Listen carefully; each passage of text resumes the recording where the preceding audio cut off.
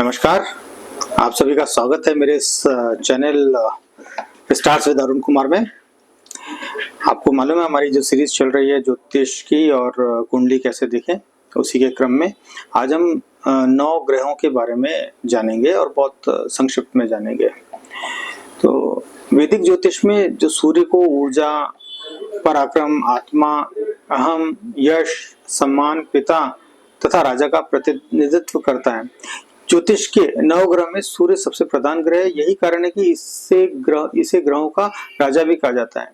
सूर्य आमतौर पर भगवान शिव, रुद्र, नारायण और सच्चिदानंद से जुड़ा होता है। सूर्यदेव सिंह राशि, मेष राशि और धनु राशि जैसे अग्नि स्वभाव राशियों के लिए अत्यंत लाभकारी, बलवान होता है। 9 ग्रहों के क्रम में द्वितीय स्थान आता है चंद्रमा का। तो वैदिक ज्योतिष के अनुसार चंद्रमा मन, माता, मन स्थिति, बौद्धिक क्षमता, द्रव्य वस्तुओं, यात्रा, सुख शांति, धन संपत्ति, रक्त, बाईं आंख, छाती आदि का कारक होता है। चंद्रमा राशियों में कर्क और नक्षत्रों में रोहिणी, हस्त और श्रवण नक्षत्र का स्वामी होता है। ठीक है, तो चंद्रमा का एक मुहूर्त अर्थात 48 मिनट की अवधि का प्रतिनिधित्व करता है। अच्छा, नेक्स्ट आता है लाल रंग का मंगल ग्रह। एक आंतरिक ग्रह है। मंगल ग्रह ग्रहों का मुख्य सेनापति माना जाता है तथा ये शक्ति का प्रतीक भी है। इसके साथ ही ये ऊर्जा, भय, भूमि, शक्ति, साहस, पराक्रम, शौर्य इत्यादि का कारक भी होता है। मंगल ग्रह को मेष तथा वृश्चिक राशि का स्वामित्व प्राप्त होता है। यह मकर राशि में उच्च का होता है तथा कर्क राशि में इसकी स्थिति नीच वाली होती है, नीच राशि की होती है। वहीं नक्षत्रों में यह मृगशिरा, चित्रा और धनिष्ठा नक्षत्र का स्वामी होता है। गरुड़ पुराण के अनुसार मनुष्य के शारीरिक अंगों में आंख का स्थान मंगल ग्रह का स्थान होता है। बुध व्याख्यान का प्रतिनिधित्व करता है। इसके इष्ट देवता विष्णु है तथा यह उभयलिंगी है। बुध पंच महाभूत के तत्व में पृथ्वी का प्रतिनिधित्व करता है। यह वैश्यवर्ण या वाणिज्यिक समाज का प्रतिनिधित्व भी करता है। इसमें कई राजसी गुण होते हैं। बुध ग्रह मिथुन और कन्या राशि का स्वामी होता है।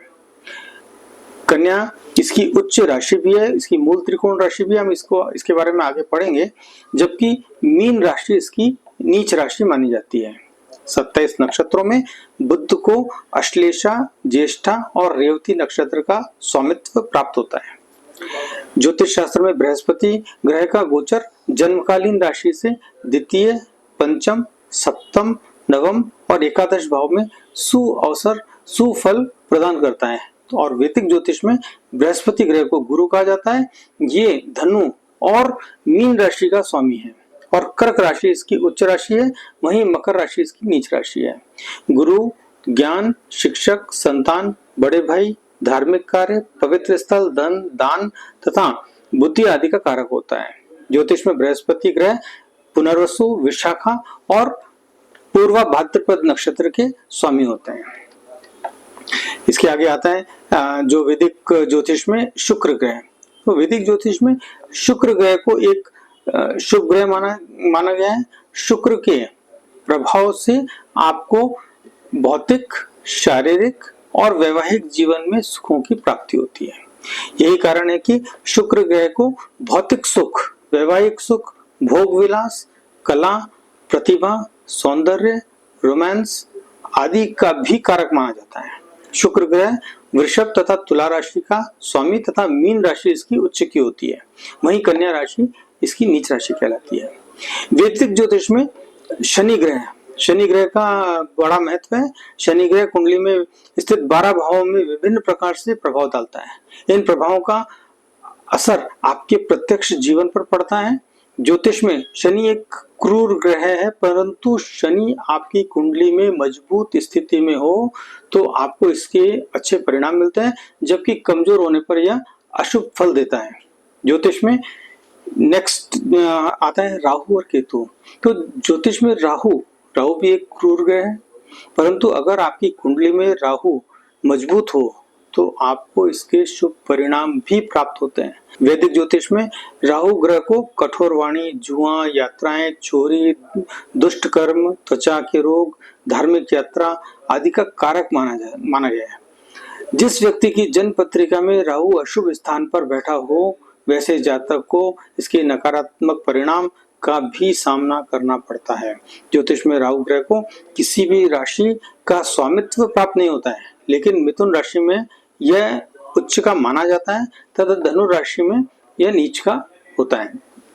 ज्योतिष में केतु एक क्रूर ग्रह है, परंतु यदि आपकी कुंडली में केतु की स्थिति मजबूत हो तो आपको इसके शुभ परिणाम प्राप्त हो सकते हैं। वहीं केतु की स्थिति कमजोर होने पर यह अशुभ फल प्रदान करता है। ज्योतिष में केतु ग्रह को एक अशुभ ग्रह माना तो गया है, हालांकि ऐसा नहीं है कि केतु के द्वारा जातकों को सदैव अशुभ परिणाम ही प्राप्त हो। केतु ग्रह के द्वारा आपको शुभ फल भी प्राप्त होता है। यह अध्यात्म, वैराग्य, मोक्ष, तांत्रिक आदि का कारक ग्रह होता है। राहु को किसी भी राशि का स्वामित्व प्राप्त नहीं है, किंतु केतु की उच्च राशि धनु है और मिथुन में यह नीच भाव में उपस्थित होता है। केतु अश्विनी, मखा और मूल नक्षत्र का स्वामी है।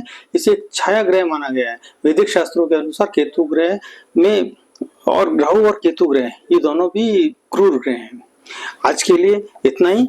आपसे विनती है, मेरे चैनल को लाइक करिए, शेयर करिए, सब्सक्राइब करिए ताकि आप सभी को लाभ हो, और आप सभी को लाभ होगा मुझे खुशी होगी। नमस्कार।